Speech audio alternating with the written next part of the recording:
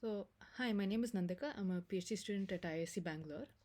And welcome to this problem solving session for experimental biotechnology, week 4. We'll get started.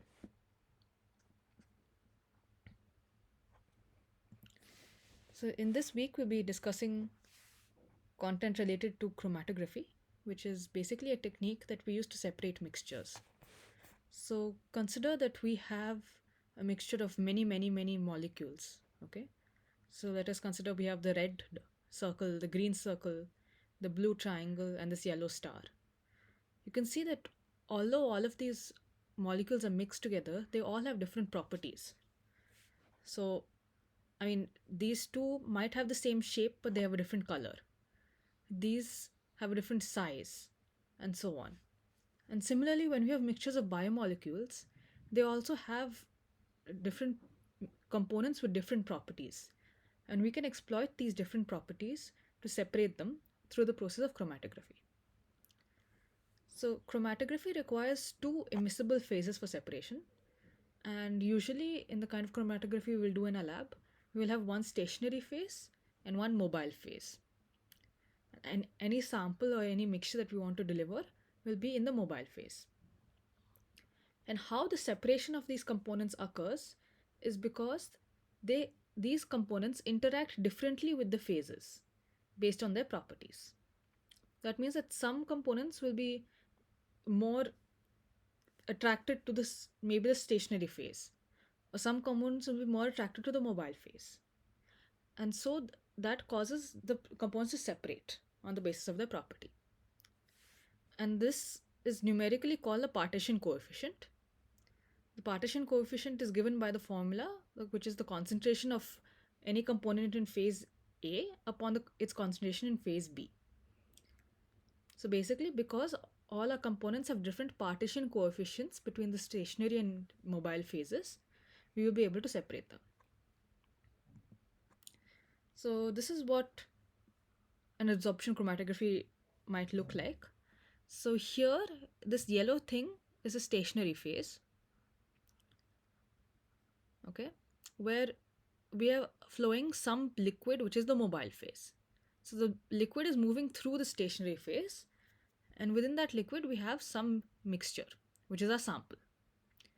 And as a sample moves through the stationary phase, it can interact with the stationary phase. You can see here all these yellow dots are the stationary phase, while these small dots are our sample. And so if our sample has higher affinity for the stationary phase, it will get stuck over here and it will not move downwards with the same rate. Whereas if a component has lower affinity for the stationary phase, it will not get stuck to the stationary phase, right? So it will be able to flow along with the mobile phase. So that will be able to flow through the column and come out of the column first. Whereas this other red component, because it is having affinity for the stationary phase, it will have interactions and that will cause it to move slowly through the column. So it will elute later. So just if we try to plot what this might look like, remember the blue component was having less affinity for the stationary phase, right?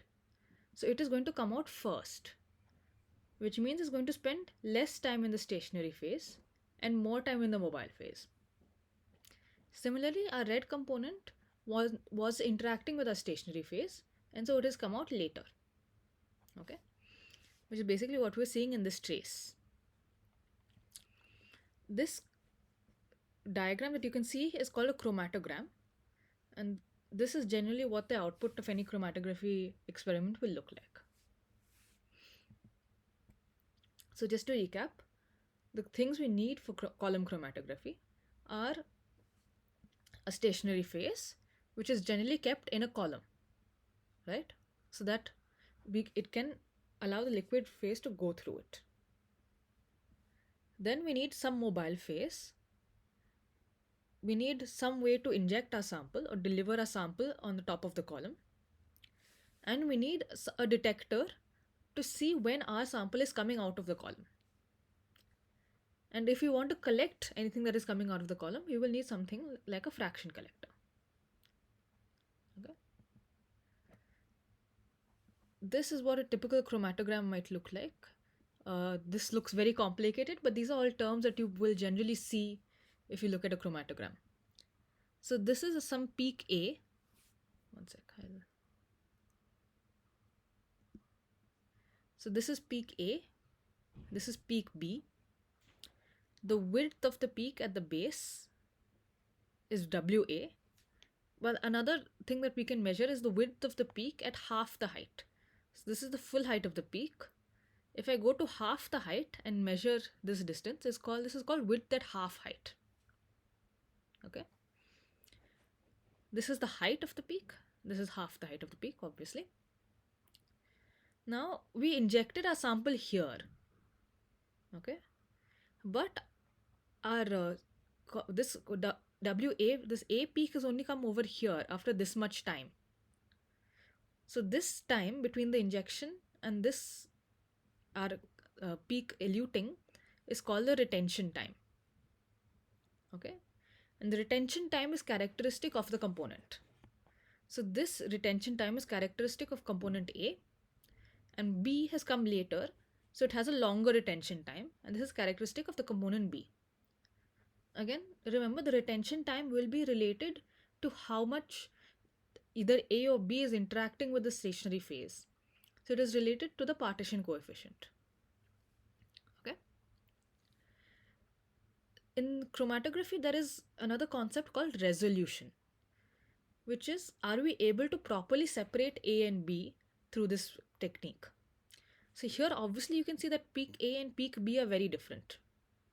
But if the distance between these two peaks was less, like this, here you can just barely make out where A is and where B is. But if we extrapolate this curve, the peak A will come all the way down like this, whereas the peak of B will actually start here, go up, and then come down. Which means in this region, we are actually getting a mixture of A and B. Okay? Which means that these two peaks are not properly separated in this technique. So things like resolution are what we have to keep in mind if we want to use this chromatography for any of our applications. Okay. Again, in chromatography, there is one more concept called a theoretical plate, which is basically how many points in the column can we have separation between the stationary phase, at how many points in the column can our component separate between the stationary phase and the mobile phase. Basically, how many points of separation are there in the column. This is a theoretical concept, okay, which is why they are called theoretical plates. But obviously, if there are less points for this separation to take place, we will not get very good partition between this stationary and mobile phase. Whereas if we have many points where the separation can take place, things will be properly partitioned and we will get a sharp peak. And for any peak that we get, we can calculate this number of theoretical plates through this formula. The number of theoretical plates is given by 16 into the retention time divided by the width of the peak. Basically, this is the retention time, this is the width of the peak, and using these factors, we can calculate what is the number of theoretical plates. Right? Obviously, if you have less theoretical plates, this width will increase. Right? So this n will decrease. This is just a factor which gives us an idea of how efficient our column is. Another formula that you might want to remember is how can we determine the resolution. Remember, resolution is how well we can separate between two different peaks. So here again consider this peak A and peak B. This has a retention time of VR1. This has some retention time, or rather retention volume, because volume is on the x-axis. Retention volume of VR2. This is the width of the peak and this is the width of the second peak. And so the resolution of the column is 2 times the difference of this retention volume divided by the sum of these heights, sum of these peak widths. Okay? Which makes sense. So if this peak width had increased, no, then both of these peaks would start to mix. So that means the resolution will go down. So this is another factor which just tells us how well a column can separate these two components. Now, any chromatography system will have a couple of major components. First is this solvent reservoir where we are going to keep our mobile phase. Then, to take our mobile phase and put it into the column, we need some pump. There will be some region where we can inject our sample so that our sample is going into the mobile phase before it is coming onto the column. And the column is containing a stationary phase. After moving through the column, our components in our sample are getting separated, and then they are going to move into a detector. And this detector is going to detect some property of our sample, so that will tell us where our sample has come out of the column. Okay? And if you want to collect the sample, then we need a separate fraction collector after the detector. Now, I mentioned the detectors can detect various properties. So, for example, if we're going to do chromatography for protein, what property for protein can we detect? So, one is most there are a number of amino acids which actually absorb UV light. So, we can do UV absorbance spectrophotometry. Okay, so normally most protein chromatography systems will have one lamp which will measure UV absorbance at 280 nanometers. And that will give you an idea of what the protein elution is looking like. These can either be fixed at one wavelength, or they can have a scanning sample where it will scan a large number of wavelengths to see where the absorbance is coming in your sample. You can also detect something like fluorescence. For example, proteins can have amino acids like tryptophan, which have very strong fluorescence. Or maybe you are taking some GFP tag and adding it to your molecule. And then you can measure and see where your GFP tagged molecule is coming in your mixture. You can also look at things like conductance or voltage or things like that to look at charged molecules. Okay? So you can just detect any property of the molecule that you feel is unique. And that will give you a good idea of how it is separated based by a chromatographic technique. So, as in most labs, you will see a chromatography setup like this. Okay, so this is a highly automated chromatography setup. All these bottles up here contain our mobile phase, and this is our column, which has a stationary phase. So all of this tubing is basically taking the mobile phase. Here is the pump. Okay, and this is going to go all the way up here, pass through our column, pass through our detector. And then if you want, we can also connect this instrument, which is called a fraction collector. So here you can see a lot of tubes here. So this just detects the position of the tube, and there is a small pipe which comes through this to allow the fractions to collect over here. And then once one fraction is full, this wheel will move so that the next tube will come under the pipe. Okay, so that in that way we can collect fractions. So this is what the normal flow would look like here. So we have our mobile phase, which is going to go through the system pump. We will have a pressure monitor. Okay, it is going to come to the injection valve, and this is where we are going to put our sample. Okay, then it is going to flow through the column, and then it is going to go through a UV monitor, which is one detector, and a conductivity monitor, which is another detector. And then it is either going to go into a fraction collector if you want to collect the fraction, or it can go into a waste. Okay, and this is the kind of automated system that you will see in most protein labs who work on chromatography. And in this, you can actually automate the full process. So if I have different steps of chromatography, I can set up a program which will have these different steps, where we can set things like what is the flow rate, what pump, how much volume we want to flow, what the fraction collector should do, how many fractions we want to collect, and so on. Okay, so this is the kind of system that you will usually see. Now, we just discussed about chromatography in general, but obviously there are many different properties of our molecules that we can exploit to separate them. So if our molecules are different charge, then we can use a technique called ion exchange chromatography. Our molecules have different sizes, then we can do size exclusion chromatography. We can see how hydrophobic our molecule is. So then we can do something called hydrophobic interaction chromatography or reversed phase chromatography. Or if our molecule has a specific binding against some other molecule, then we can do affinity chromatography. Okay? And in this week's content, Sir has discussed ion exchange and hydrophobic interaction. So that's also what I'll be discussing today.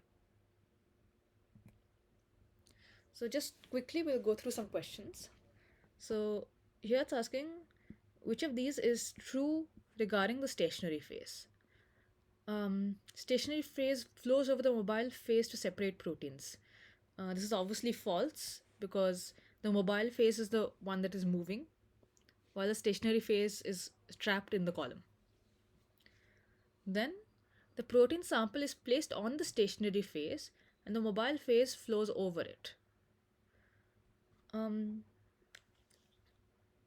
This is true in some sense, in that our sample is injected and the mobile phase flows over the stationary phase.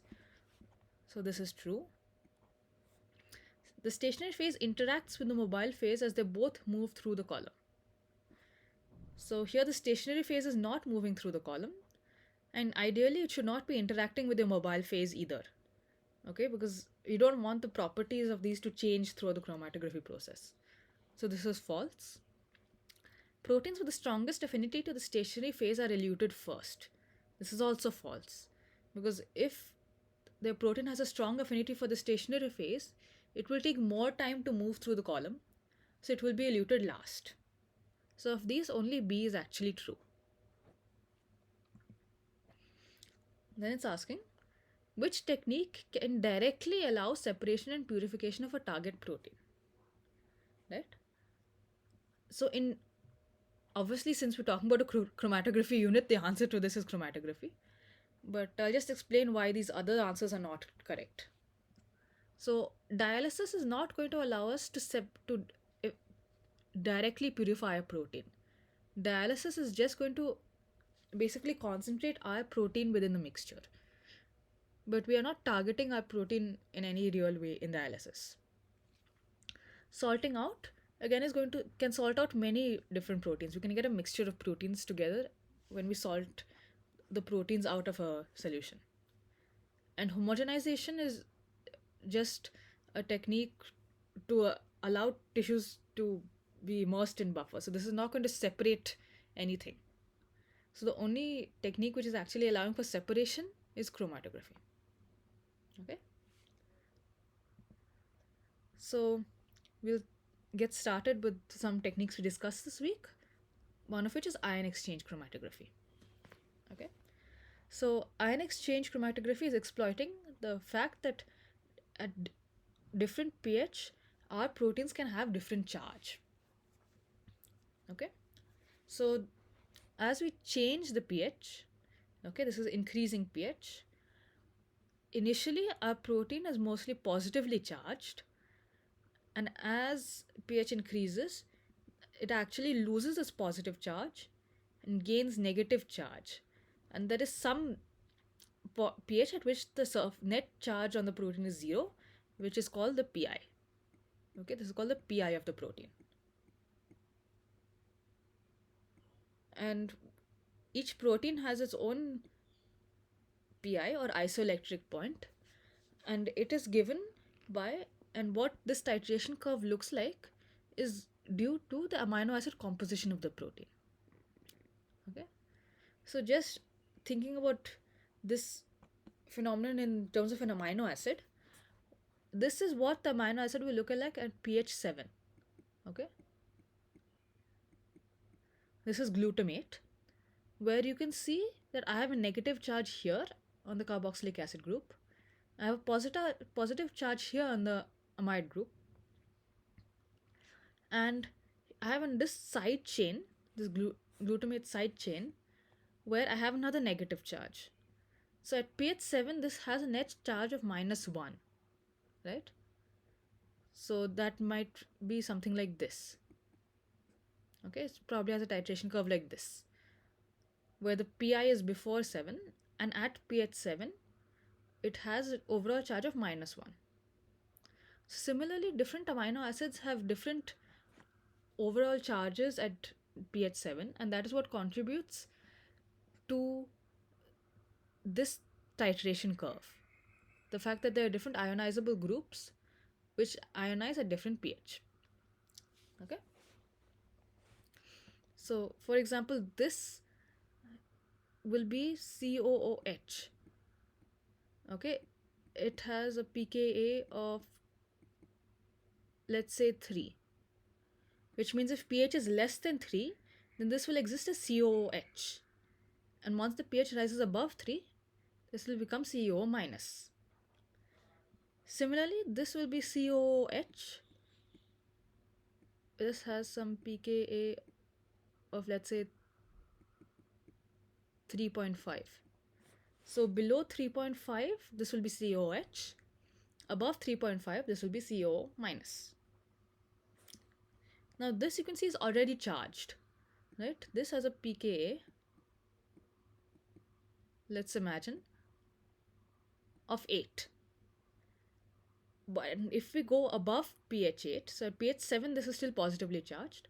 If we go above pH 8, it will lose this hydrogen atom and become NH2, and it will lose this positive charge. Okay? So this is just an example of how charge changes with pH. And what we can do is exploit this property of the protein to separate them on the basis of their charge. So here let's consider two proteins. One has an isoelectric point of 9 and one has an isoelectric point of 7. It's an isoelectric point of 7.5. We're going to keep them in some buffer of pH 7. Let us think about what will happen to these proteins. So for protein 1, the buffer pH is significantly below the pi, right? So protein 1 will have moderately strong positive charge. Okay? If you think back to this curve, the buffer, this is the pi, but my buffer pH is somewhere here. So it will be positively charged. Okay? So it will be a cation. Okay, this protein will be cationic at this pH. But if I have some protein with a pi of 7.5, this is kind of close to the buffer pH, which means it will still be a cation, but it will have relatively less positive charge. Okay? And so we have to consider this when we think about how we want to do chromatography with these proteins. So ion exchange chromatography is of two types: a cation exchange and anion exchange. Cation exchange means that positively charged molecules will bind to the stationary phase. Obviously, if you're going to bind a positively charged molecule, the stationary phase itself should have a negatively charged, right? So that we can have electrostatic attraction between these two. On the other hand, if I want to bind negatively charged molecules, then I will have to use a process called anion exchange.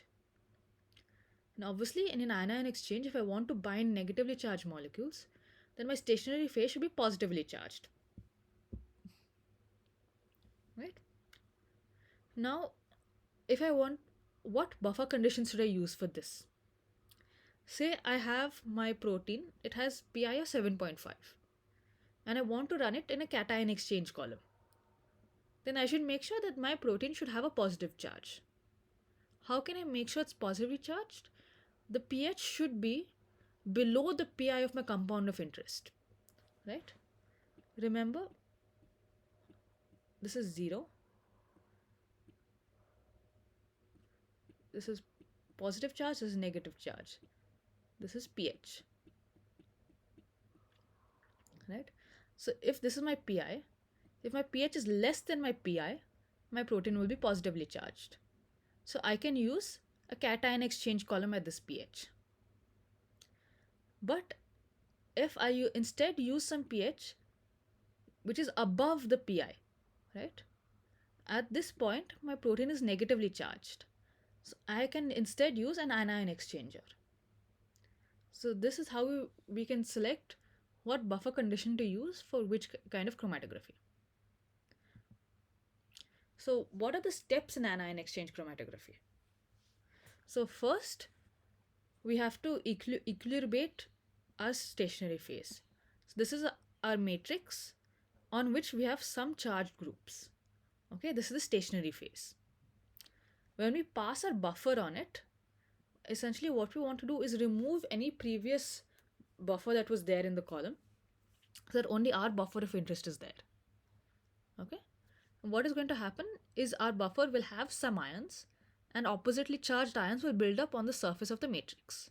Okay, this is positively charged. This is an anion exchange column. So negative ions are going to build up over here. So as we just pass buffer, we are not, there's no sample yet, so we're not going to get any peak. We are just going to pass buffer for the first period of time to make sure that the column is completely saturated with our mobile phase. Then we have to put our sample of interest on the column. What is going to happen now is that all these ions will be displaced by our negatively charged proteins. Okay? So negatively charged proteins will come and bind to our stationary phase. And here you can see there's some protein with 3 negative charges. There is some protein with 2 negative charges. There's some protein with single negative charge. So at this stage, all 3 of these proteins are bound to the column, but the degree of these proteins binding they have different amount of affinity for our column. Okay?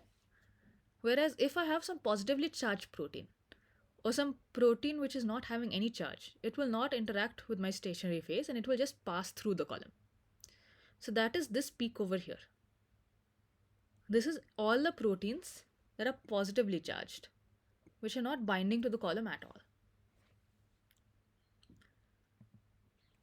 Okay. Now I want my protein, now that I have just removed all the positively charged proteins from my column and my negatively charged proteins are all stuck over here. Now what I want to do is now remove these proteins. Right? I want to elute them out of the column. So for that I need to disrupt this interaction, electrostatic interaction. And the easiest way to do that is to increase the ionic strength. So I will add a high ionic strength buffer. So these interactions are competed by the ions in the buffer. And as the number of ions, so it is competed by these negatively charged ions in the buffer. And as the amount of these ions increases, these proteins get competed out and they are forced to leave. And they come out of the column. So as the ionic strength increases, first we will lose the proteins which have less interaction. For example, this is a protein with 1 negative charge. So it is coming out of the column first. Right? And as we keep increasing the ionic strength, slowly we start to lose the other proteins. So this was a protein with 2 negative charges. This is a protein with 3 negative charges. And so we have gotten 3 different peaks. Okay, this was 1, 2, 3. And because these 3 proteins had different strength of interaction with a stationary phase, we were able to separate them through a gradient elution, right? So this is a gradient of salt. Okay, say I'm using, this is 100 millimolar NaCl, this is 1 molar NaCl. Over this gradient, at different ionic strengths, our different proteins are eluting. And thus we're able to separate them. The last part of this process is called regeneration, where we will give a very high ionic strength wash. Okay, we'll give maybe 1 molar NaCl wash, and that makes sure that anything which is bound in the column is completely removed. Okay, so that means our column is ready to be used again. If you want to use it again, then first we have to remove this high ionic strength buffer. So again we have to go back to our equilibration protocol. Okay, These are the various steps of ion exchange chromatography. So just to recap, first we have to equilibrate the column to saturate it with our mobile phase. Then we have to apply a sample. Then we wash the column so that any of the unbound proteins will get removed. And then we start to elute the column using buffer with high ionic strength. So here they're saying up to 500 millimolar NaCl, we can increase the ionic strength until all our target proteins have been eluted. Then we have to regenerate the column, so we wash it with 1 molar NaCl. Okay. Here you might be seeing some unit like CV. This CV stands for column volume. Okay, and this basically describes how much of the stationary phase is there in your column. So that you will get to know when you purchase your column. So if you have a small column, it might have a column volume of 1 ml or 3 ml. And so you will have to pass that much buffer for that column. You can also get very big columns where they will have column volume of maybe 24 ml or 30 ml or something like that. So accordingly, you have to adjust the protocol. Okay. So again, we'll just go through what the separation will look like at different pH. Okay. So here, let us imagine we are doing cation exchange. Okay. So I am running this in a cation exchange column. I am taking some buffer from the pH over here. Okay. At this pH, all three of my proteins will have very high positive charge. Okay, so all of them will bind to my cation exchange column and they will all elute, but since all of them are highly positively charged, we may not be able to resolve these proteins properly. Okay, because they all have similar charge. On the other hand, if instead I take this pH, okay, now we can see that my red protein is highly positively charged, the green protein has slight positive charge, whereas the blue protein is actually negatively charged at this pH. So here the blue protein will come out during the washing step itself. It will not bind to the column. And then we can separate the green and the red protein very easily because the charge on these two will be very different. So this will have a weak interaction, this will have a strong interaction. So this might actually be the best condition to separate these three proteins in a cation exchange column. However, if we again look at this pH, now both of these are negatively charged, this is positively charged. So both the green and the blue will come out during the washing step itself. So we can't separate them.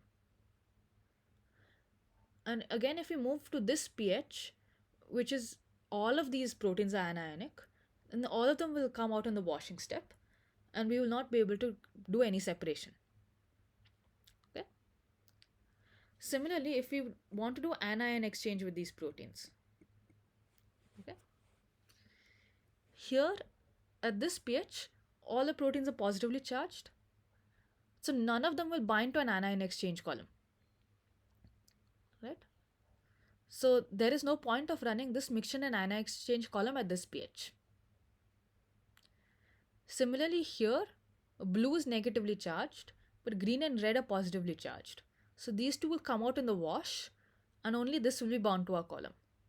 So we can specifically take out the blue component by anion exchange at this pH. Here, this is probably the best condition for anion exchange of these three proteins because red is positively charged, but green is slightly negatively charged, and blue is very negatively charged. So we can easily separate all three of these through this procedure.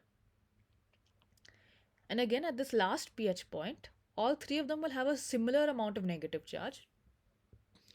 So we may not be able to resolve these proteins properly. Right? So depending on our target, we have to choose our conditions properly. Suppose our target is I only want to purify the red protein. Then maybe actually this will be a good condition for me because only my red protein is binding to the column. But if I want to purify all three proteins, then maybe I should choose this condition or this condition, because these will allow me to properly separate them. So when we think about separating these proteins, we can actually elute them from the column in two ways. One is called a gradient elution, where you can see that the ionic strength is increasing gradually, okay, over the course of the elution. So this is basically a gradual way to separate these proteins. So I do not know the exact strength of these interactions. So I will just increase the ionic strength gradually and wait for the proteins to separate. Another way we can do it is by using step elution. Okay, so that means instead of just gradually increasing the ionic strength, right? If I gradually increase the ionic strength, it will go like this. But that is not what we are doing, right? Instead, what we are doing is increasing it in steps. So say this was a sample was applied at 100 millimolar NaCl.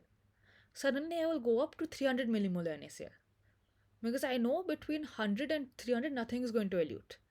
I know my molecule is going to start eluting at 300 millimolar. So now I can directly go there and wait for this to elute. Okay. Then I know that my next protein will elute at 500 millimolar directly. So then there's no need to go through the gradient. I can just directly go to 500 millimolar NaCl and allow this to elute. Okay. So this is something called step elution. And step elution can be useful in things like in ways that you may not expect. So here what they are trying to do is actually remove contaminants from a protein. So normally you would think that, okay, I will bind my protein to the column and I'll let the contaminant wash out. But here they've done the opposite, where the contaminant is binding tightly to the column, which is good.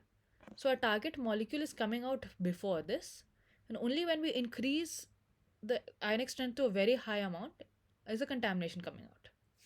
So there are many ways in which you can apply this technology. Another thing that maybe you should think about is how much sample can I put in a column, right?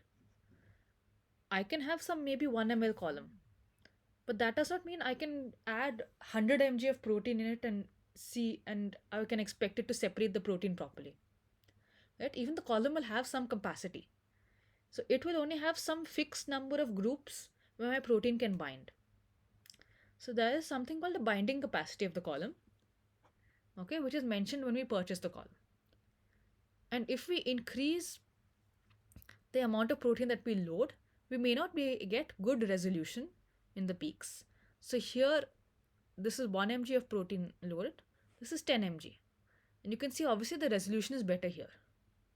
So we have to keep in mind that we should also load a suitable amount of sample for our column. Now, we've discussed a lot about what the process looks like. So now let's talk a little bit about what a stationary phase looks like. Okay, a stationary phase is also called the matrix. A matrix can be porous. Okay, that means our matrix is made up of beads like this, and it has pores in it. And what this is doing is increasing the surface area. So we get this full surface area as well as this pore surface area. So that all of this region is covered by charged groups, and so we can get a high binding capacity. Okay. This matrix should be inert, so it should not be interacting with our sample in any other way. Okay, other than the ion exchange, it should not be interacting with the sample in other ways. It should be stable. So the pH, it should be able to operate at our pH. It should not be affected by a buffer component or anything. And it should be chemically stable also, because if we need to do some cleaning, so if you need to pass, say, NaOH, high concentration of NaOH, a high concentration of acetic acid, that should not cause the column to degrade. So we should have a chemically and physically stable matrix. And on the matrix, we can have different functional groups which will give the ion exchanger capacity to the matrix.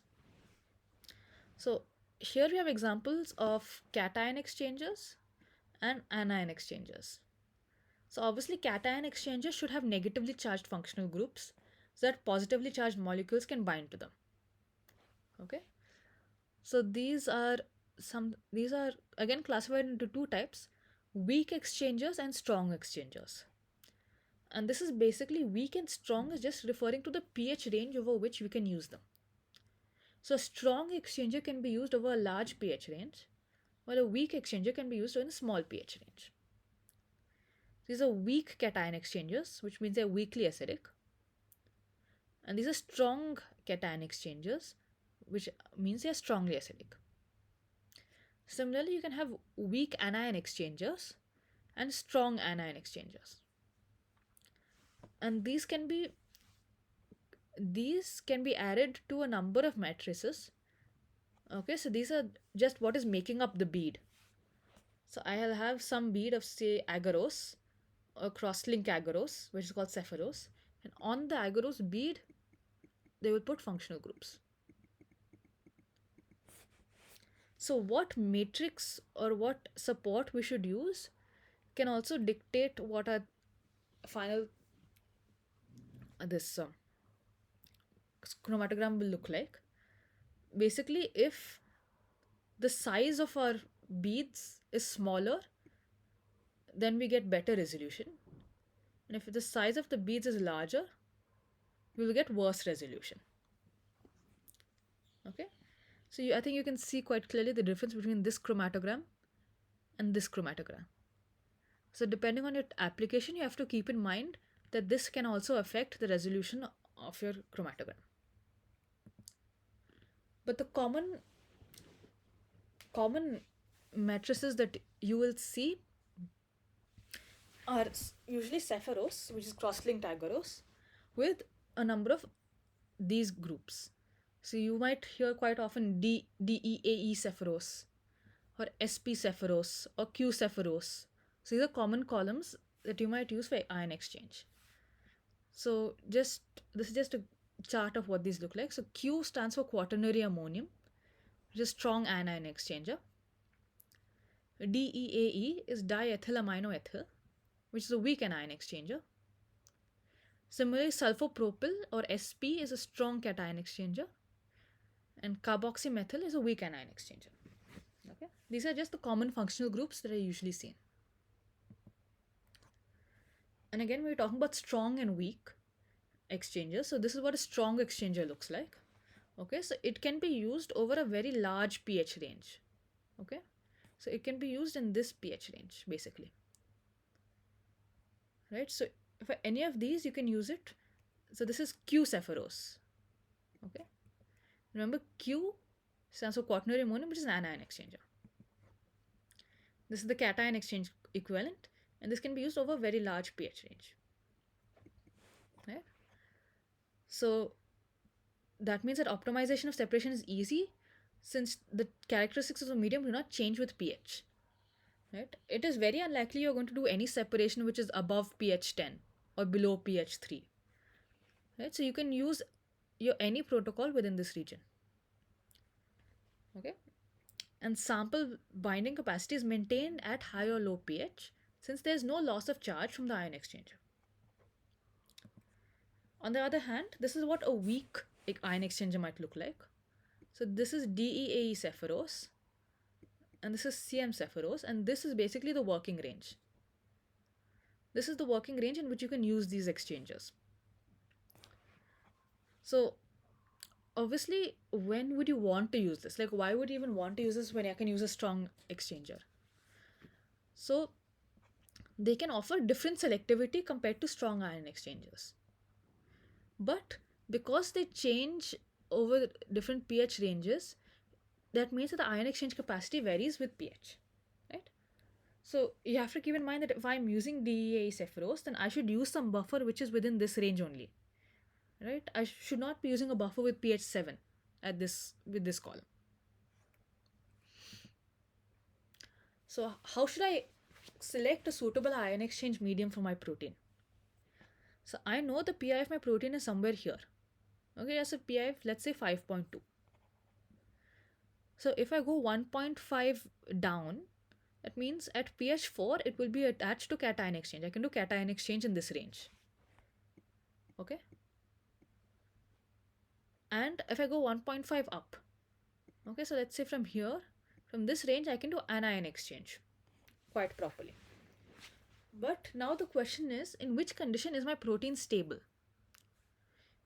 If I am seeing that my protein is stable at this pH range, then I should be using anion exchangers. Because even if I take the pH here, my protein is not stable, then there's no point in purifying the protein in that condition. Okay?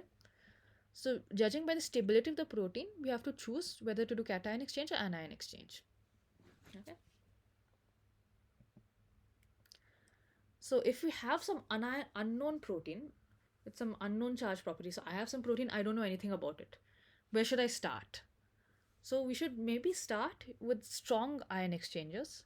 So, we can try doing anion exchange, okay, at pH 8, and we can try doing cation exchange at pH 6, and just see where our protein is coming out. And after that, we can try to refine what is the best condition for purifying our protein. So obviously, depending on which pH our protein is stable in, we also have to choose a buffer which is compatible with it. So for cation exchange chromatography, these are some buffers that we can use: citric acid, lactic acid, acetic acid, mess, phosphate buffer, so on. Whereas for anion exchange chromatography, here are some buffers that are commonly used. You'd probably most commonly see tris or piperidine buffers. Okay. This is just what the column looks like. So these are very small columns, if you can see. So here you can see the name of the functional group written. So this is Q, this is SP, this is ANX. So these are all the functional group. And here, this is telling us the column volume. Okay, these are all 1 ml columns. We also get much bigger versions of these. So these are some of the bigger versions of the same column. Okay. And when you get a column, you will get a series of parameters like this, where you will see something like called the binding capacity, which is telling you how much sample you can add to the column. So rule of thumb, you should add about 30% of the binding capacity for proper separation. Okay, obviously depending on the volume of the column, the amount of protein that you can add will vary. It will also tell you different parameters, like what is the recommended flow rate for passing the mobile phase, what is the pH range of, and what is the pH range over which it will work. Okay. And this is telling us if we connect it to an FPLC system, then what is the maximum amount of pressure that we can give on the column. Okay.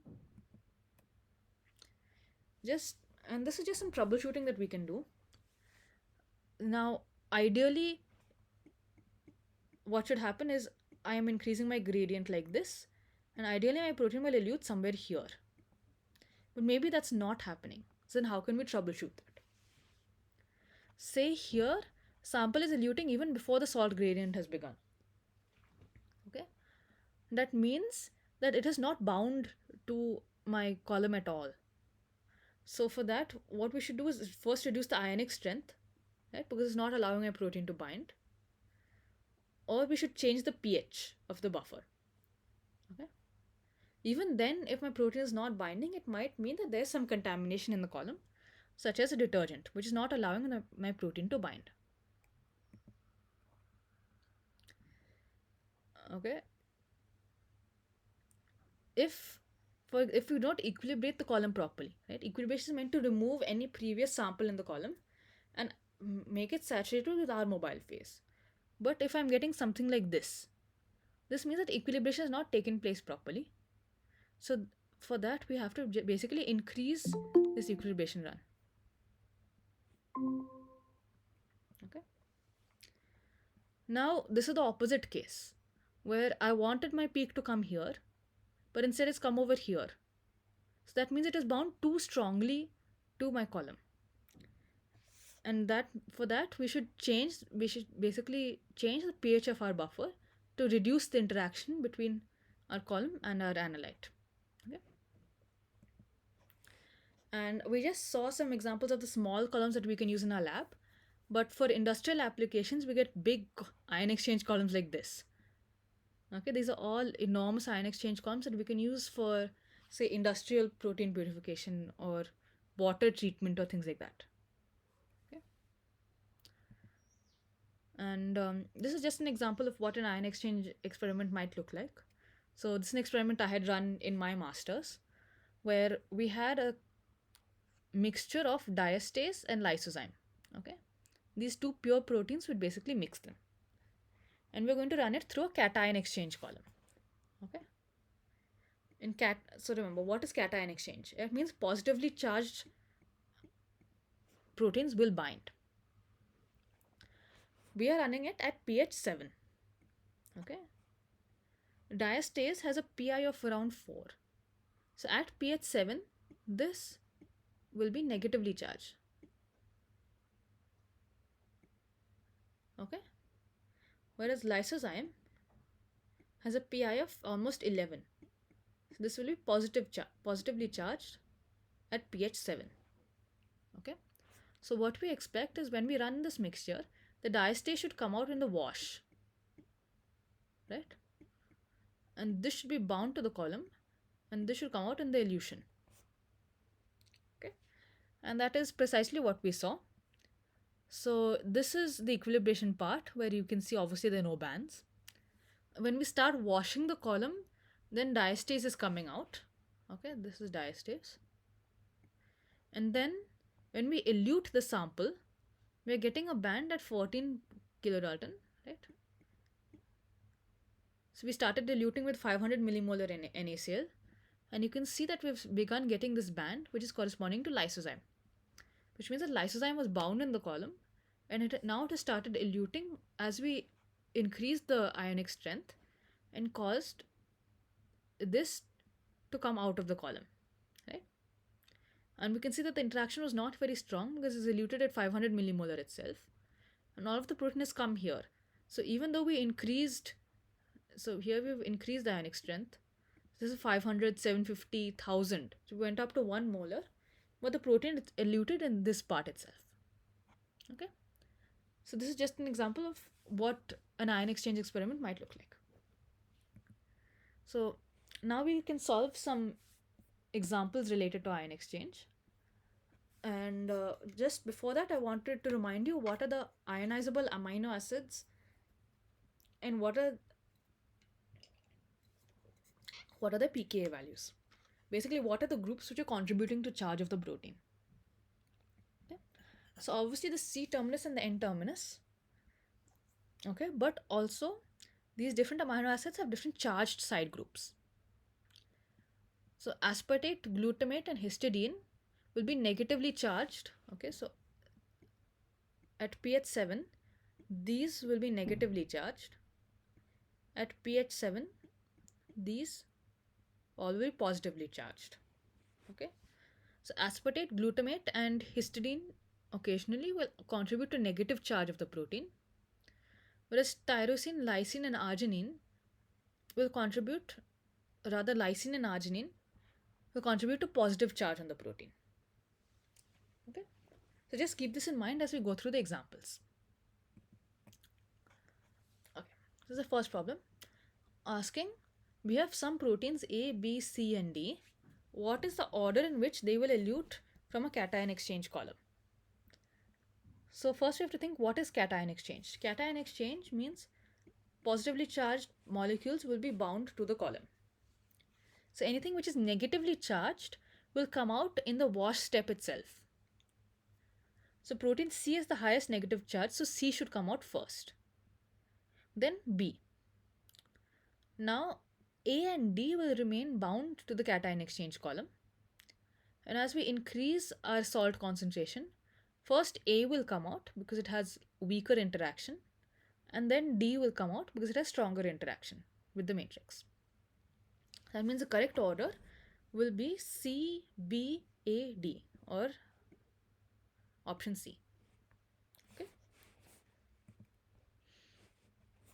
Here another problem. In a cation exchange column, again positively charged proteins are going to bind at neutral pH.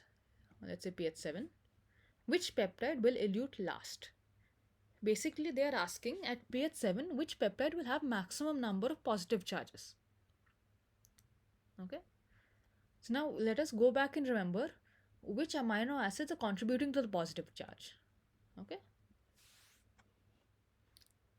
So at the amino acids contributing to positive charge are lysine and arginine.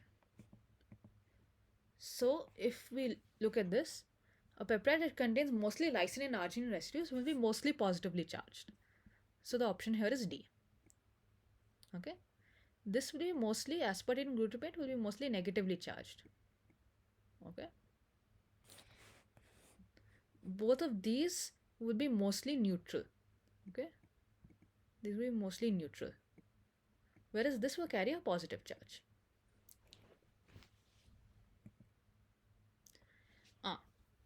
Okay. This is a different problem. Here it's saying that they're going to separate amino acids on cation exchange resin. Okay. Again, positively charged proteins are going to bind. But they're saying that there are two factors which are influencing the movement of the amino acid. One is ionic interaction. Okay. That means that positively charged proteins, rather positively charged amino acids are binding, right? Which is the principle of cation exchange chromatography. Second is saying there are hydrophobic interactions between the amino acid R groups and strongly hydrophobic backbone of the polystyrene resin. Okay, so this is a situation that we wanted to avoid. Our in our sample should not be interacting with our resin in any way other than in the ion exchange methodology. But we are also getting this interaction, and that is also going to influence how these amino acids are separated. So now it is asking that because it is separating based on these two factors, how, in which order will these groups of amino acids separate? Okay. So, meaning first we have to think about charge, and then we have to think about hydrophobicity of the amino acid. So let's think about this first pair, aspartate and lysine. Remember, aspartate is going to be mostly negatively charged, whereas lysine is going to be positively charged. So in a cation exchange column, regardless of any other property, lysine should be eluting last. Yeah. Lysine should be eluting last and aspartate should be eluting first. So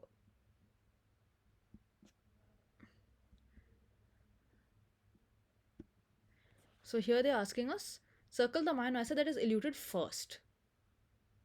Okay. So because aspartate is negatively charged, this should elute first. Okay. Arginine and methionine. Again, arginine will be positively charged, but methionine will be neutral. So methionine will elute first because it will not bind to the column. Glutamate and valine. Glutamate will be negatively charged and valine is neutral, so glutamate will elute first in this scenario. Okay. Now these other two scenarios are a bit different because all of these glycine, leucine, serine, alanine, all of these are neutral at pH 7. So now we have to consider the second criterion, which is hydrophobic interactions. So it is saying that the more hydrophobic protein will elute later. So now let us look at the structure of glycine and serine. So this is glycine, okay, and the other option is leucine, okay. Between these two, leucine is obviously more hydrophobic, okay, so it will be retained in the column and glycine will elute first. Similarly, if you consider the second pair, this is alanine, okay, which has CH3 side group, but then serine is the same amino acid just with this OH group at the end. So obviously between these two, alanine will be more hydrophobic right? And this will get stuck in the column. And so serine will elute first. Okay.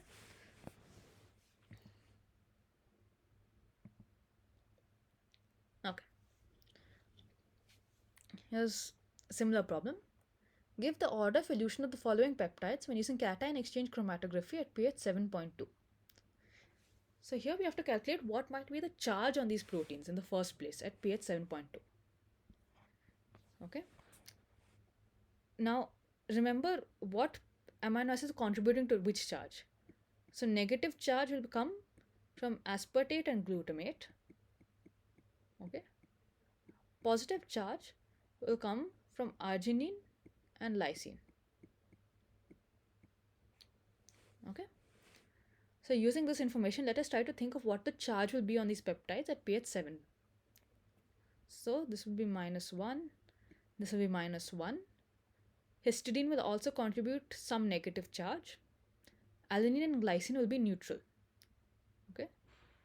So let us consider this protein will have overall negative charge of -2. Okay. Then let's consider this protein. This has a lysine. This has an arginine. Leucine, methionine, alanine are all neutral. So let us say this has charge of +2. Here, methionine, this will be -1. Aspartate will be -1. Leucine, isoleucine, valine, these will all be neutral. So this is -1. Here, isoleucine, leucine, arginine will be +1. Proline, methionine are neutral. So let us say this has charge of +1. So on our column, right, in our column, which of these peptides are going to bind? Anything which is positively charged is going to bind, right? It's cation exchange. So that means peptide 2 and 4 will get stuck in the column, and 1 and 3 will come out in the mobile phase. Because they're negatively charged, they will not be able to bind to this column. And obviously, the stronger positive charge, the more it will interact with this column and the more time it will take for it to elute. So that means the order of elution will be peptide 1, peptide 3, okay, then peptide 4 and peptide 2 will be the last to elute. Okay, this is just an increasing order of their interaction with the cation exchange matrix. Okay.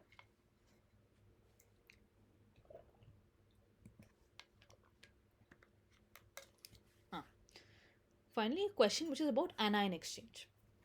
Here they're asking which amino acid elutes last from an anion exchange column at physiological pH. So we spent a long time talking about cation exchange. In anion exchange, what happens? That negatively charged protein should bind. So that means which of these amino acids will have the greatest negative charge at physiological pH. Okay. So let us go through what the charge on these proteins will be. Lysine will be positive. Alanine will be neutral. Asparagine will be neutral. Lysine will be neutral. Glutamate will be negatively charged. Okay, which means it will be the last to elute from an anion exchange column because it is the only one that will actually bind on the anion exchange column. Okay, it's basically the opposite of the scenario that we were discussing in the last problem.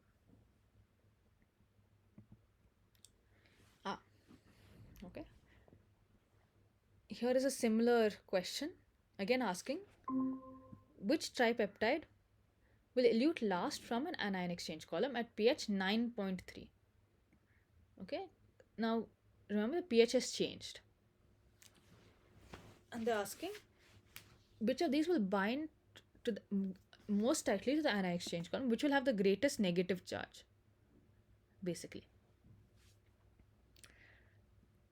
So what pKa says is the pH at which, above which, this ionizable group will change its charge. Okay. So at pH 9.3, this will be positively charged. This will be negative, negative, negative, this will be positively charged, this will have no charge, okay, and this will be negatively charged, this will have zero charge, okay. If you are not, if you not followed this, then you can just go back to the structure and cross correlate what happens at each pKa, okay. So now let us go through the options. Tyrine, tyrosine, lysine, methionine, okay. Methionine will contribute 0, lysine contribute positive charge, tyrosine will also contribute 0 charge, so this will have overall positive charge, okay. Glycine, proline, arginine contribute 0, this contributes 0, this will contribute plus, so overall this will also be positively charged. Aspartate, tryptophan, tyrosine. Tryptophan is contributing 0, aspartate is contributing a negative charge, tyrosine is contributing 0, so overall this will have negative charge, okay. So this is something that can bind to the anion exchange column. Now let us see aspartate, histidine, glutamate. Aspartate is negative, glutamate will contribute negative, glutamate will contribute negative, so this will be by far the most negatively charged tripeptide in this group, so this will be the last to elute from the anion exchange column, okay.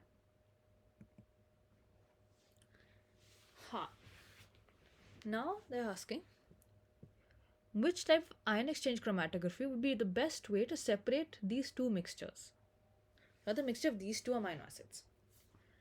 We have histidine and we have arginine, okay.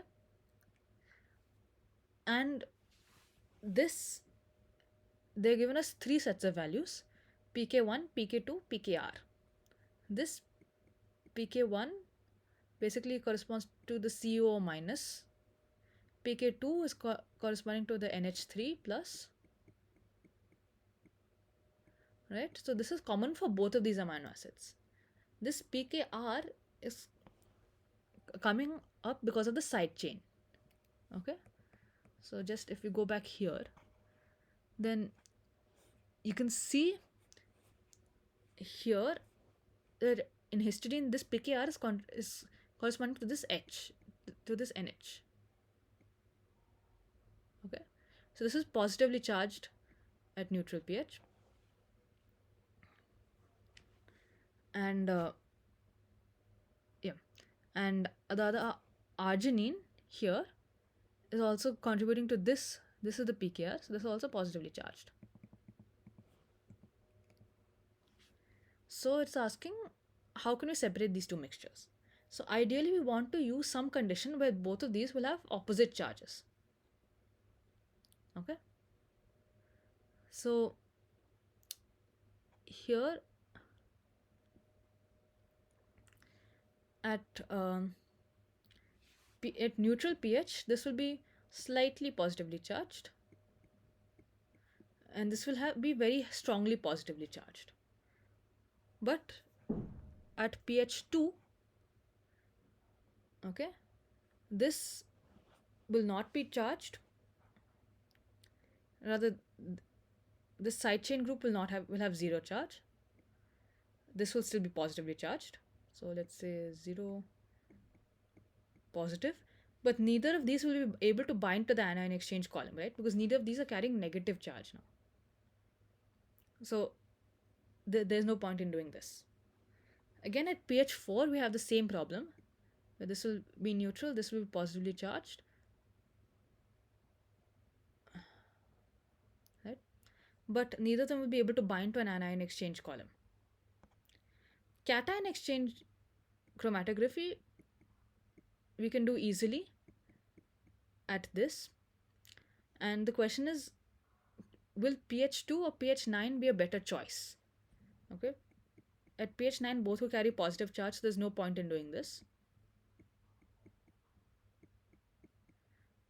So now the question is, should we choose to do cation exchange chromatography at pH 2 or pH 4, okay. At either of these the protein, these two amino acids will have different charges, but I think it would be better idea to do this at pH 4, okay, because then we will also neutralize any effect of this pK1. Okay, this will be completely ionized, and any binding that we get will be completely due to our side chain. Okay.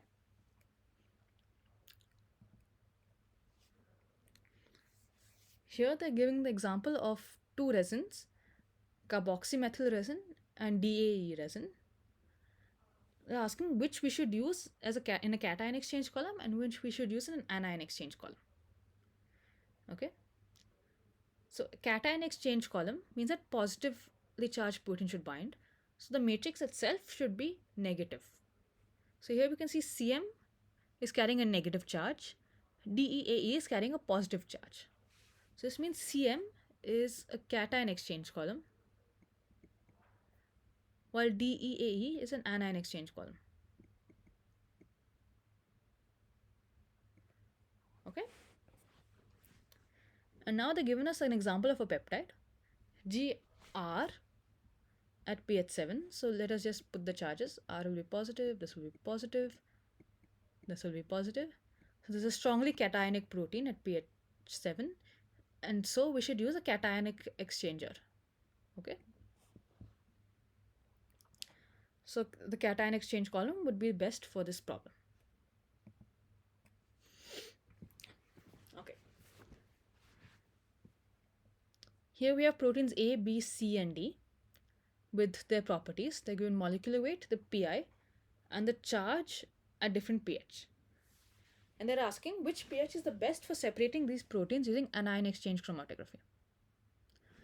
Now for anion exchange chromatography, the majority of our protein should bind to the column. Right? That means the majority of our protein should be negatively charged. Because if most of our protein is not binding to the column itself, they will come out in the washing step. Right? So we will not be able to separate them. So we have to look for some pH where most of our proteins are negatively charged. We can see at pH 6, only B is negatively charged. At pH 7, B and D are negatively charged. That means that A and C will both come out in the wash. So probably the best condition will be pH 8, where A will come out in the wash and these three will bind to the anion exchange resin. But because the charges are very different, we can then separate them using a gradient elution with a gradient of ionic strength. Okay, so at pH 8, it will probably be best to separate these proteins. Right? So this is probably the best condition. Then they're asking, in what order will the proteins elute from the anion exchange column? This is obviously in increasing order of negative charge. So first A, then C, then D, then B. A, C, D, B. Right? The increasing order of negative charge. Okay, and one last problem. A biochemist is attempting to separate a DNA binding protein, some protein X, from other proteins in solution A, B, and C. Now we've only considered ion exchange chromatography so far, so we'll see which of these we can actually separate using ion exchange chromatography. Okay, so for this, the pi of the protein should be very different. Okay, so at any pH that we take, our proteins will have different charge. But if our proteins have the same pi, then they will have a similar charge, okay, at different points. So then ion exchange chromatography will not be the best option to separate them. So if we see which type of chromatography is best for separate X from A, here we can see that X and A have similar pi.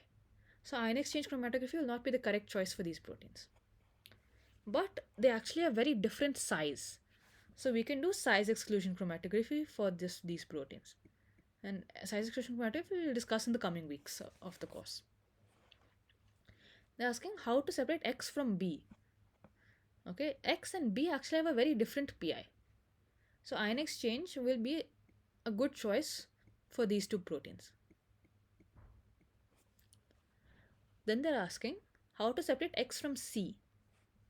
You can see X and C have almost the same pi, but they also have similar size. So neither ion exchange nor SSE will be the correct choice for this. But they've also given us one more piece of information, which is that C cannot bind to DNA, but X is binding to DNA. So we can use another technique called affinity chromatography to separate these two. Okay, because we cannot use ion exchange. Okay, so these were just a set of problems on ion exchange chromatography. I hope you've understood. If you don't, feel free to drop any questions in the chat or ask me directly. Okay. In the meantime, we'll move on to the other two topics that were covered in this week, which are hydrophobic interaction chromatography and TLC.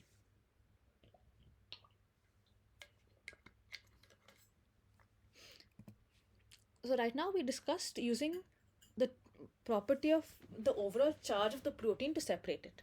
But there are other also properties that we can exploit. One of them is called hydrophobic interaction chromatography, where we're basically exploiting the amount of hydrophobic residues on the surface of the protein. Okay. So here you can see we have an example of 4 different proteins. Okay. And the yellow spots that you see are the exposed hydrophobic residues that can bind. And you can see that the amount of hydrophobic residues is increasing in this series. So what we can do is actually pass it through a column which has hydrophobic groups. And these proteins will be forced to interact with the hydrophobic group and bind to the column. And then we can actually elute the proteins from the column, and they will elute in the series of increasing hydrophobicity. This is again increasing interaction with the column. Okay, and that is how we can separate proteins. So this is basically the underlying principle of hydrophobic interaction chromatography. Our protein is already there in some aqueous buffer, so it is surrounded by water. Okay, and we have some stationary phase with a hydrophobic group attached. Now, because of something called the hydrophobic effect, our hydrophobic molecules will automatically come together to reduce their surface area, which is exposed to water. Okay, and we can accelerate this process by adding a large amount of salt to this mixture. What happens is when we add salt, then all this free water gets taken up to form ordered solvation cells around the ions in the salt. Okay, which forces, basically reduces this or less ordered water which is around here, and forces this to go and interact with the hydrophobic surface. So at high salt concentrations, we are basically forcing the hydrophobic surfaces to come together. Okay, and if we reduce the salt concentration, then these can sort of detach. The hydrophobic effect reduces, these can detach and be eluted from the column. So this procedure is basically the opposite of the ion exchange chromatography that we were doing earlier. Here we will ask the proteins to bind in a high salt concentration and elute the protein by reducing the salt concentration. Okay. Again, not all salts are equal in this case.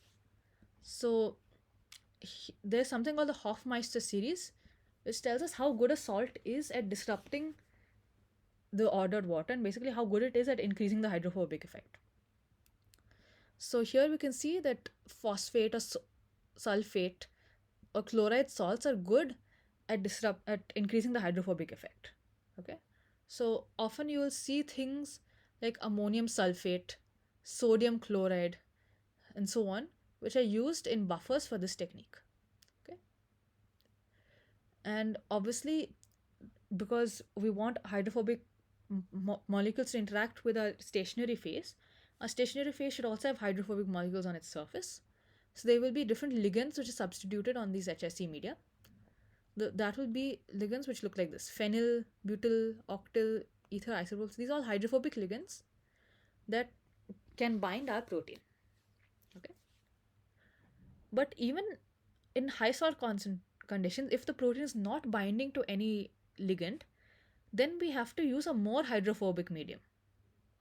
Okay, if a protein is binding too strongly, then we can either take a less hydrophobic medium or we can reduce the salt concentration. Okay, So again, just like we discussed for ion exchange, this is what the HIC workflow will look like. So first, we have to add a very high salt buffer to equilibrate our columns. That means our whole stationary phase is saturated with the high salt buffer. Then we are adding our sample. This is again in high salt conditions where the hydrophobic proteins are going to bind to the column and the less hydrophobic proteins are going to pass through. Okay, so this is the less hydrophobic proteins which are coming out of the column. Okay. As we start decreasing the salt concentration, the proteins which are less and less hydrophobic will start to elute. So this is the least hydrophobic protein which is bound to the column, and this is why it's eluted first. And as the salt concentration decreases further, the more tightly bound proteins start to elute. Okay. So this is how we have separated these proteins based on their hydrophobicity. And again, we need to kind of regenerate the media. So we give a final wash in a salt-free buffer. So this removes any proteins which are bound due to the hydrophobic effect, and now it can be used for a new sample. So this is what a typical HIC chromatogram will look like. We start at a high salt concentration, so we have equilibration. Then we inject our sample. These are where all the proteins which are not bound to the column will first come out. Then we start reducing the salt concentration. So this is a gradient reduction in salt concentration. And along this gradient, we're getting different proteins to elute depending on the strength of the interaction. When we give a very low salt wash, any of the molecules which are left are now removed from the column. And then we can go and equilibrate the column again for our next sample. Now, obviously, what is the slope of the gradient we should use will affect how well our different components are resolved. So if we use a very steep gradient, then maybe we will not be able to resolve all our components properly. So it is important to use the gradient of the correct slope so that we can separate our components properly. Okay. Again, some troubleshooting. We are starting our gradient here, and ideally we want our protein to elute somewhere here. But instead we're getting it here, right? So again, that means it has not bound to the column strongly enough, right? So we need to increase the strength of the interaction with the column. So either we have to use a higher amount of salt, or we have to try a more hydrophobic column. Now the opposite case. Instead of eluting here, our sample is eluting at the end of our gradient, which means it is bound too strongly. So then maybe we should try to use a lower salt concentration, or we should try a less hydrophobic medium so that it does not bind as strongly. Okay. Now here all those problems are solved. Fine, my protein is eluting properly in the middle of my gradient, but I'm not getting good resolution. So here there are many proteins which are eluting in the same peak, but I only want this much. So how can I increase the resolution at this point? So one option is from here to here, we can use a shallower gradient. So instead of just going like this, what can happen is you can do this, use a shallow gradient for this region, and then again elute all the proteins properly from using a steep gradient. So this will allow better resolution. So maybe in the shallow gradient, we'll be able to separate these molecules properly. Okay. The other option, of course, is to not use gradient elution at all and do a stepwise elution. And this is if I'm very confident that my molecules will elute at very different salt concentrations. So here, say this is 500 millimolar. Once I drop down to say 400 millimolar, I know my target protein will come out, but not all these other molecules which I don't want. So here I'm directly eluting my target protein, and then again I'll go directly to 0, where everything else will come out of the column. Okay. So this is how you would use a step elution. So this was basically the idea of hydrophobic interaction chromatography, which is a similar concept to ion exchange. It's just utilizing the hydrophobic effect to separate molecules based on their polarity. Okay? And there was another small section actually in this week's content, which was for thin layer chromatography. Okay, where there's just a series of lecture notes. So I thought I'll discuss this a little bit. So far we have discussed using basically our uh, stationary phase, which is packed into a column. Okay, and we have a mobile phase which is running through the stationary phase, which is causing separation.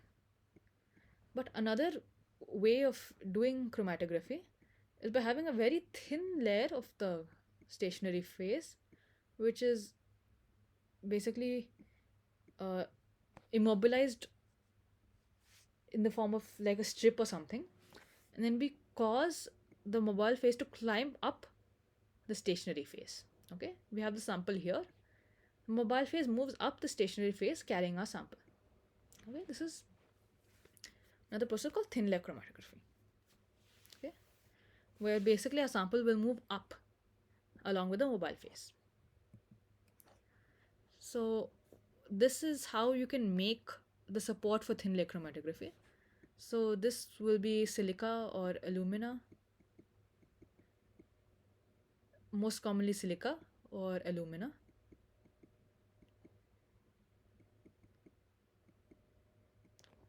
Okay, and that we're just going to pour into a glass slide until it forms a layer which is covering the slide. Okay, and this is going to be a stationary phase for this experiment. Now this is very highly polar. Okay, so this whole technique will basically exploit the polarity of our compounds. So our stationary phase is highly polar, and then what we can do is just apply a small amount of our sample here at the bottom of our stationary phase. Then what happens is that we can then immerse the stationary phase into a reservoir containing the mobile phase. Okay, this is just mobile phase here, and our sample is present here as a spot. What will happen is that the mobile phase will move upwards due to capillary action, and it will start carrying the sample up the stationary phase, right? So they will be in equilibrium between the sample's attraction to this to the stationary phase and the solvent, which is the mobile phase. Now this remember that the stationary phase is polar, and the mobile phase will be less polar.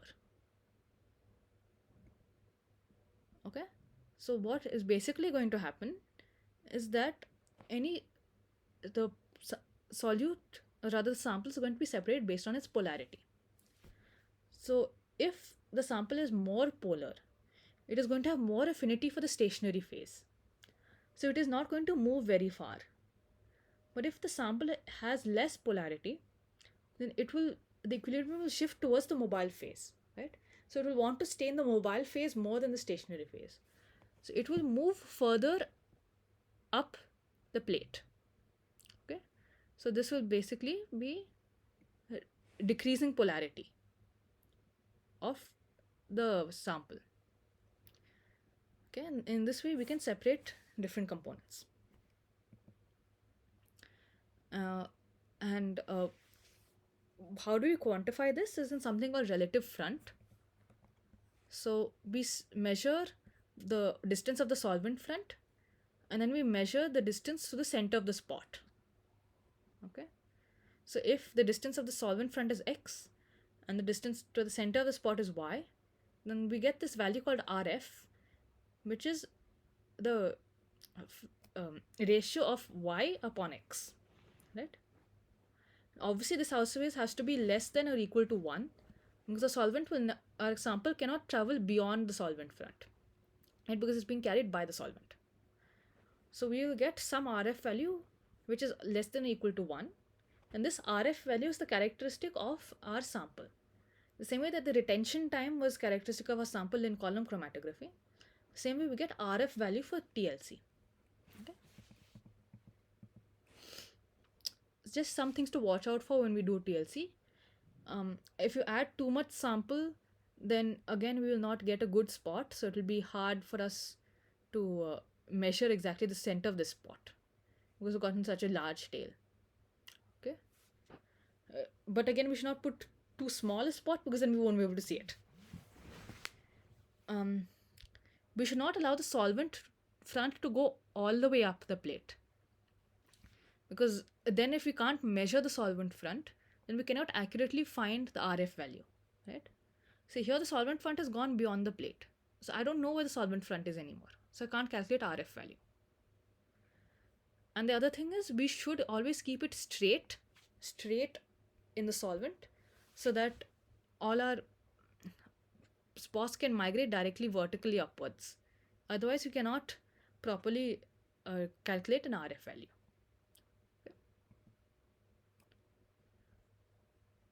Okay, so just some questions for us to think through. What will be the order of increasing RF in a TLC analysis for these compounds? So increasing RF will mean decreasing polarity. So basically just have to arrange these compounds in order of decreasing polarity. Okay. Why must the spot applied to the TLC plate be above the level of the development solvent? Okay. So basically the question is asking, I am applying the spot here. Okay, but my solvent is starting here. What happens if I am applying the spot over here? Right? Why should I not do this? And that is because here, if we want our solvent to be carried up, basically we want our sample to be carried up the plate and be retained on the plate itself. Okay, if it is submerged, this is submerged in the solvent itself, then this our sample can dissolve into the mobile phase and it won't be carried up the plate, right? So there may not be any sample actually left on the plate for us to see. So we have to apply it above the level of the development solvent so that it stays on the plate itself. What will be the result of adding too much sample to a TLC plate? So we just saw that if we add too much sample, instead of getting a nice spot like this, we will get a spot with a tail. Okay, and we won't be able to accurately measure the RF value for this. What would be the result if a solvent of too low polarity is used to develop the plate? Okay. Now, remember that the solvent is less polar, a stationary phase is polar, and as a result of the interaction of our sample with these two systems, it is being carried up the plate to a certain point. But if the solvent is too low polarity for this to actually move up the plate, right? If it does not start carrying a sample in the first place, then it won't move, right? It will be stuck at the sample point. It will not move up the plate itself. So we have to use a solvent of reasonable polarity for a TLC analysis. Okay, here they're asking RF of ibuprofen is found to be some value when T-butyl methyl ether was used as a development solvent. What will happen if we change the solvent? Okay, so now basically the question is acetone less or more polar than T-butyl methyl ether? And the answer is acetone is more polar, right? Now, suppose this is what the TLC plate looks like when I run it in this T-butyl methyl ether. Okay, I'm getting some spot here. The question is, what will happen if I run it in acetone?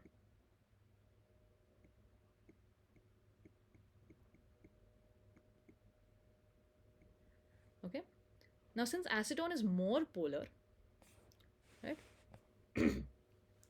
it will have more affinity for acetone than it will for TBME.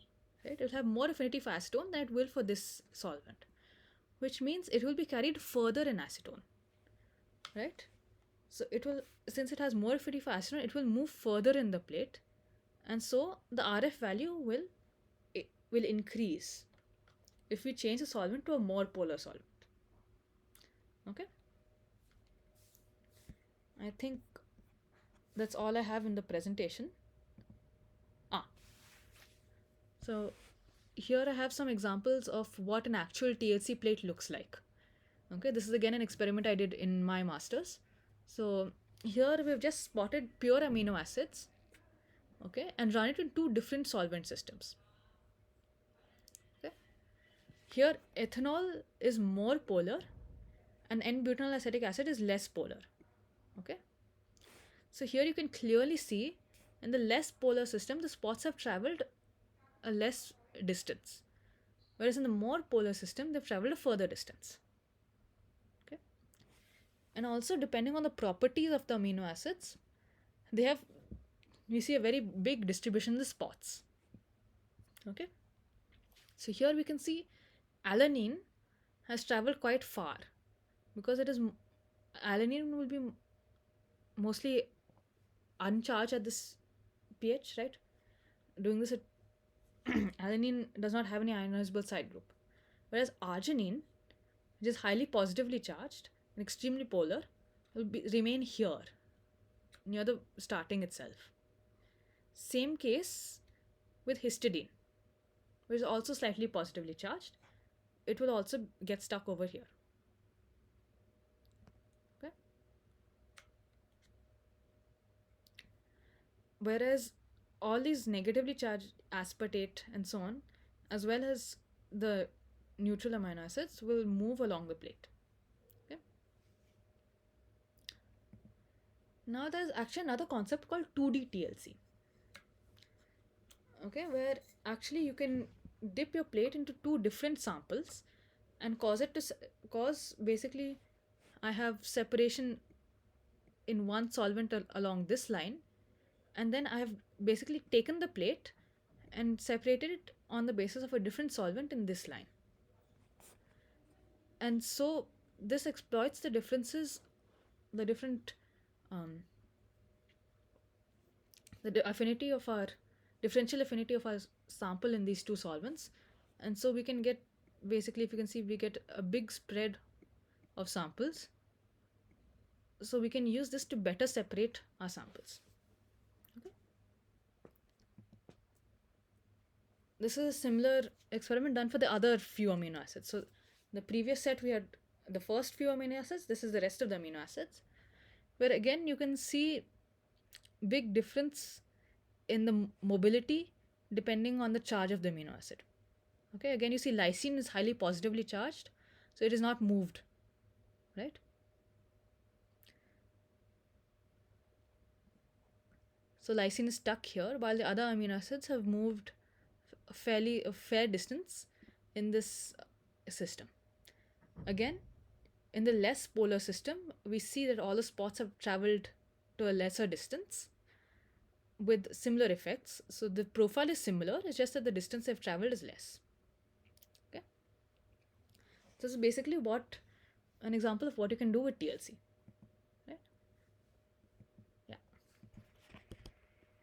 So this is what a TLC experiment might look like. I thought I'd also show you guys maybe an example of how to run a TLC plate. So I'll keep captions on for this and you can see them running a TLC experiment. Okay, I think that should clear up any doubts if you have.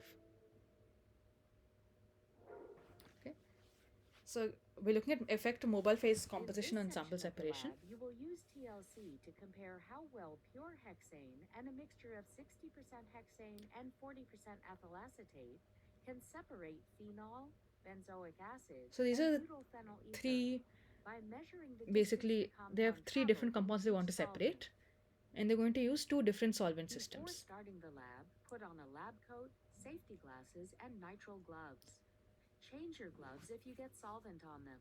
So as all of these hexane and solvents are ethyl quite acetate toxic, will so permeate it is nitrile important gloves that we within minutes. handle them properly.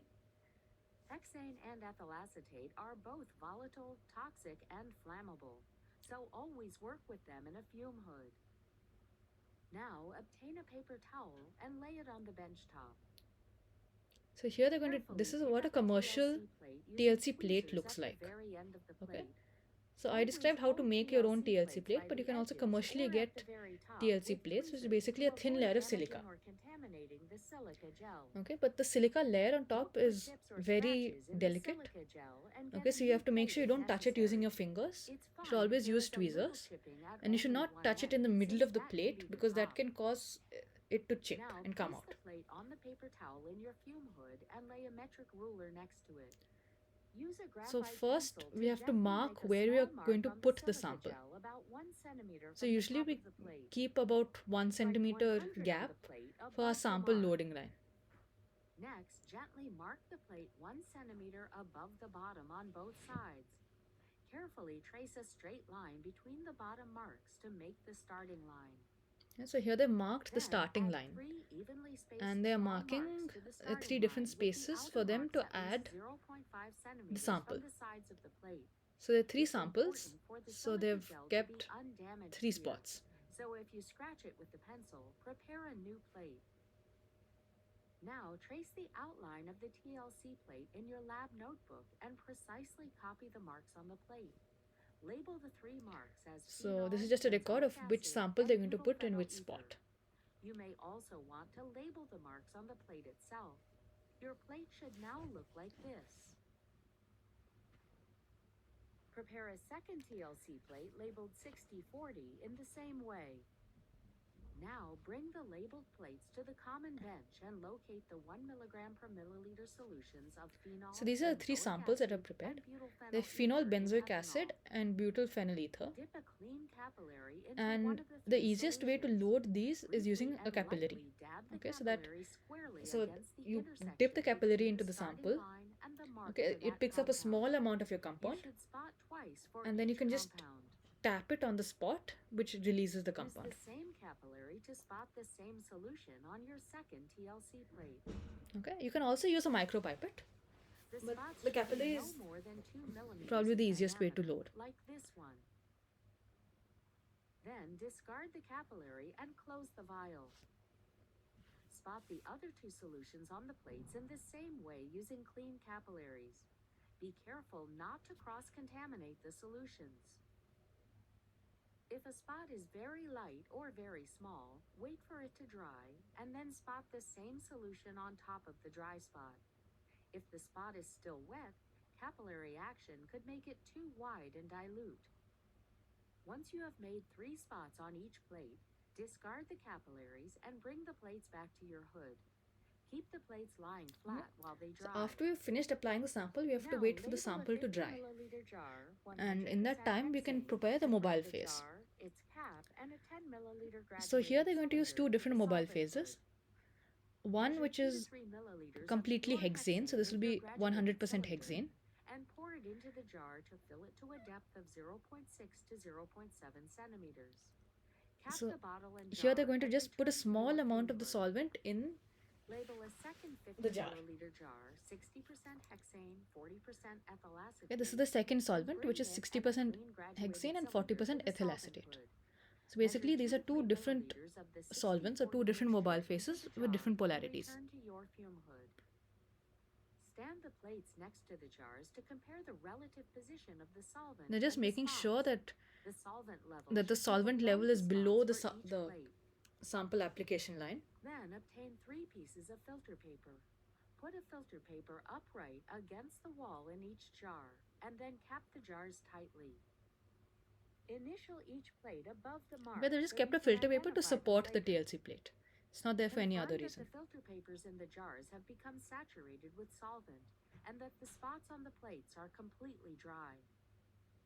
Now open the 100% hexane jar and use tweezers to gently place the 100 plate in the jar, keeping the plate level with the solvent Okay, surface now you have as to it insert the enters plate solvent. vertically.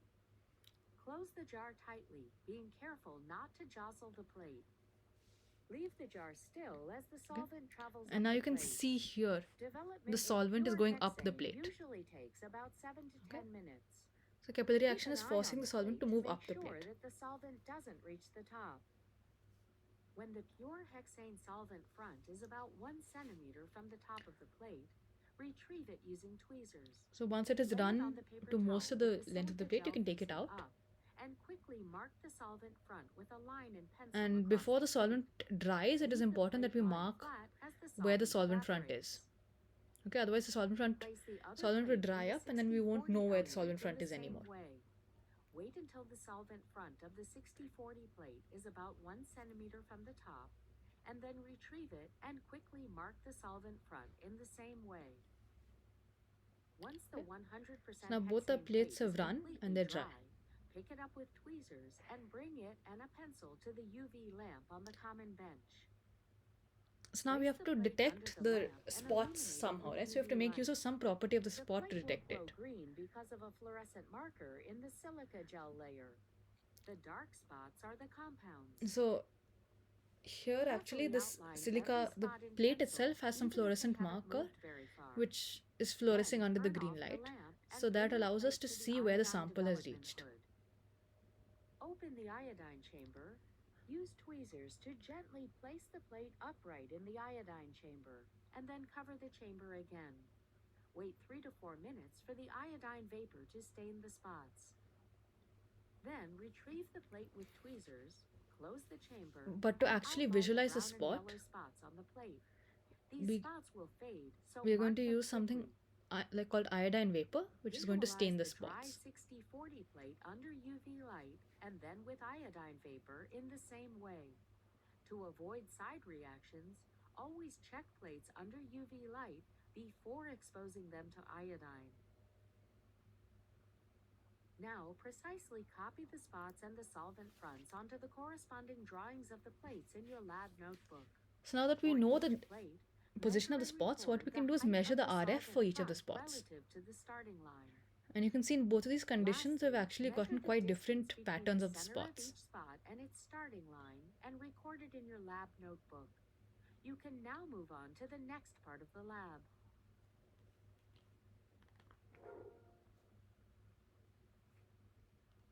In the second half of the lab, you'll use TLC to find out what's in an unknown analgesic. It could contain one or more of these compounds: aspirin, caffeine, and acetaminophen. These compounds are highly polar, so you'll use a pre-made mixture of 90% ethyl acetate and 10% hexane as the eluent. You'll run the 3 reference compounds and the unknown So all here we on want the to know same what plate. is in our unknown Later, compound. you'll use the RF So values of we're the going to run reference 3 reference compounds to compounds identify the unknown. along with our unknown compound and First, see if the double-check RF which value is unknown matching for any of them. material you were assigned to analyze before starting. Now, lay a clean paper towel in the hood and obtain a new TLC plate. Prepare So we're the going to top repeat mark the and same starting procedure, line the like same basically way run as it in the same before. way, except Make now we have to 4 spot evenly 4 spaced different ticks on the samples. plate, making sure that the outer marks are at least 0.5 centimeters away from the edges. Draw an exact copy of the plate in your lab notebook and label the tick marks as aspirin, acetaminophen, caffeine, and your unknown. Now bring your plate to the common bench. Spot solutions of aspirin, acetaminophen, Same way, we're just going to caffeine, spot our and the 3 reference unknown that you compounds and were unknown assigned on compound. the appropriate marks using a clean capillary for each solution. When you are spotting the unknown solution, don't dip the capillary too far into the solution vial to avoid clogging your capillary with insoluble material from the unknown substance. Discard the capillaries and close the vials before bringing the plate back to your fume hood. Place the plate on a So paper same towel deal, we to have finish drying. applied our sample, now we have to wait for it to dry. Next, label a clean 50 milliliter In that time, we're screw-top going to jar, prepare a 90% mobile ethyl phase. acetate, 10% hexane, and bring it So and a this clean granulated mobile phase is cylinder to the 90% solvent ethyl hood. acetate and 10% Place 2 hexane. to 3 milliliters of the 90-10 solution in the jar and return to your fume hood. Confirm that the solvent level will be below the spots on the plate.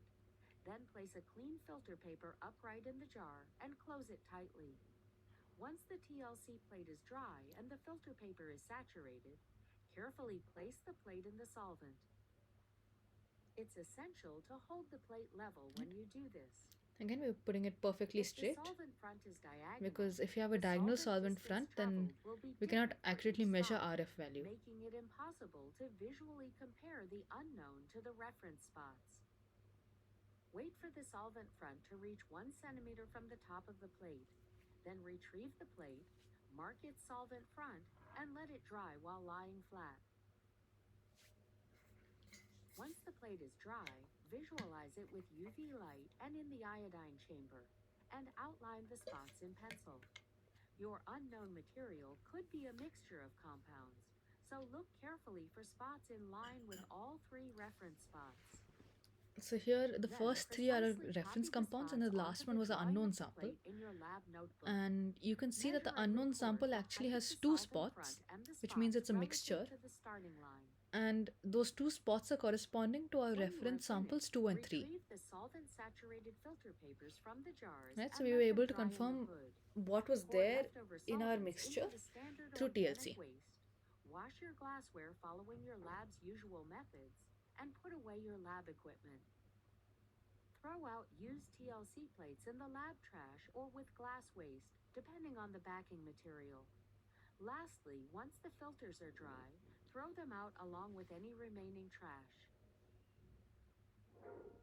Yeah, so let's look at the results. First, let's calculate the RF values for So phenol, we already know the benzoic definition of acid, RF, and a butylphenyl relative ether front. It diluted is with basically the 100% distance traveled hexane. by For each our compound on sample the divided by TLC the plate, distance measure the traveled by the distance solvent from the front. starting line to the center of its spot. Then divide this value by the distance from the starting line to the solvent front. Only butylphenyl ether moved a measurable distance from the starting line, which is consistent with it being the least polar. For effective separation, the RF values should differ by 0.3 to 0.7. Thus, we can infer that phenol and benzoic acid are too polar to be Right. separated effectively by an apolar solvent like pure hexane. Now, calculate the RF values for the plate that you ran in a 60-40 mixture of hexane and ethyl acetate. Ethyl acetate is a moderately polar solvent. So here we can So see the in this compounds travel mixture we're getting a farther much and are spaced better farther separation apart on the between these plate. molecules. Right? So The separation order shows that benzoic acid, the most polar compound, had the highest affinity for silica so gel, and butylphenyl obviously the ether, the least molecules will polar travel compound, had based the on their lowest polarity. affinity for So silica the gel. least polar molecules will This travel is the consistent furthest, with the and the assumption most that polar less polar molecules will compounds travel farther on polar stationary phases. Next, let's look at your third plate. First, calculate the RF values for aspirin, acetaminophen, and caffeine. Here you'll see that caffeine, the most polar complex of the three, right. So traveled caffeine the is the least. most polar, so it's traveled the Acetaminophen least, traveled the second farthest, while the while others have traveled aspirin, more. the least Aspirin is the polar, least polar, traveled the so the most. RF value for this will be the most. Finally, let's identify the compounds in your unknown material by comparing its spot or spots to the So then if three you look at the reference unknown spots. mixtures, You can see that the unknown material the on this unknown plate material is a contained mixture two of the three basically compounds, containing acetaminophen and and caffeine. Yeah. So that was basically an example of what we could do with the TLC and ion exchange chromatography. So that was what I had planned for this week. If you have any questions, feel free to ask me. Um, Otherwise, yeah, I'll.